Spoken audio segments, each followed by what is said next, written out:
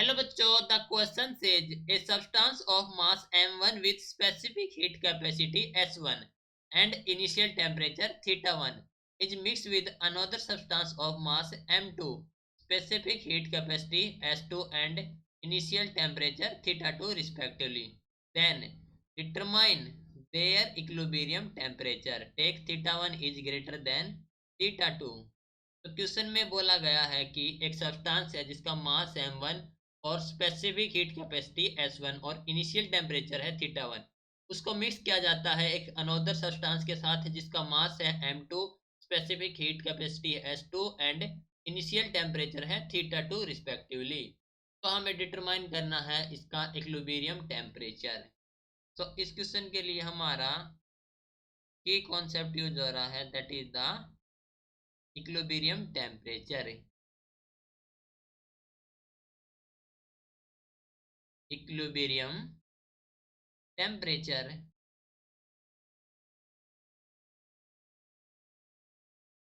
ठीक है। नाउ हम मानेंगे S will be the specific heat capacity. S is specific heat capacity. ठीक है। सो गिवन कंडीशन हमारे पास से गिवन है कि जो थीटा1 है ग्रेटर देन थीटा2, तो जो heat loss by the first substance then heat loss by first substance is equal to the is equal to the heat gain by the second substance. Heat gain by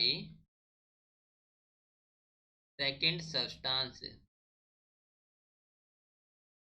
ठीक है। तो taking equilibrium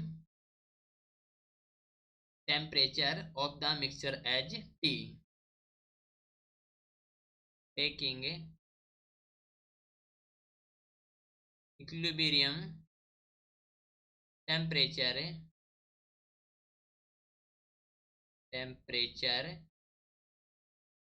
of the mixture of the, जो mix कर दिया हमने तो of the mixture का हम लेंगे T।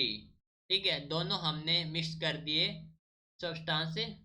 ठीक है, तो यहाँ पर एक इक्विलिब्रियम टेम्परेचर ऑफ मिक्सचर ले लिया हमने T।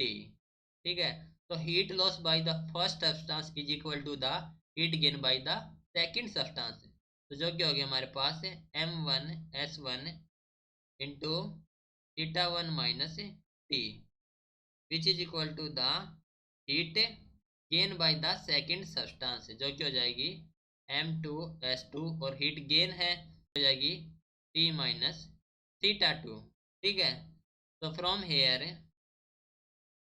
m1s1 theta one minus m1s1 T which is equal to the m2s2 T minus m2s2 थीटा2।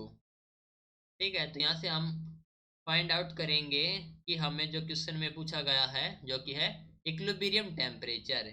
तो जो इक्विलिब्रियम टेम्परेचर हो जाएगा दैट इज T, हो जाए हमारे पास से m1s1 थीटा1 प्लस m2s2 थीटा2 upon m1s1 plus m2s2। Right, तो ये हमारे पास इक्विलिब्रियम टेम्परेचर।